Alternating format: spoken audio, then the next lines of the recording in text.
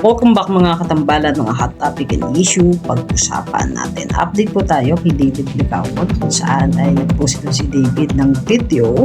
At ito nga po ay kuha naman doon sa naging shoot nila sa Oppo. Makikita na nagsisipline itong si David. Samantalang isa pa nga po ay yung photo naman ni David kasama ang kanyang pamangkin na tuwan-tuwa itong si David na nilalaro yung kanyang pamangkin na napapalibutan sila ng napakaraming logo. At bukod doon ay may post naman ang Gluta Lifo ng ilang mga photo nitong si David na umiinom nga po ng Gluta Lifo na talaga namang napakagwapo doon sa inilabas na photo sa bawat anggulo nitong si David.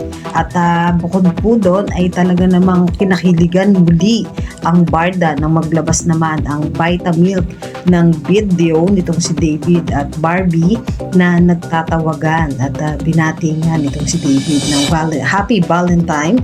Itong si Barbie, makikita naman yung spark ng Barda at kasabikan na muling makita itong sina Barbie at David na magkasama na talaga namang napakaganda, napakasimple ng isang Barbie Fortesa at syempre napakagwapo ng isang pambansang Ginoo at nagkukol nga po sila habang umiinom nga po ng Vitamilk. Samantalang meron ding photo itong si Barbie na kasama naman ang kanyang ama na kumakain nga ng ramen. Samantalang sa February 25 ay magkakaroon nga po ng black screening para po sa pelikula nitong si Barbie na Until She Remember na ipapalabas nga po sa lahat ng sinihan nationwide. Po yung mga update natin ngayon kay Barbie at kay David. Kayo mga katambalan, ano masasabi nyo? Comment lang sa comment section, pag-usapan natin. Yan ang mga hot topic and issue dito lamang sa Tambalang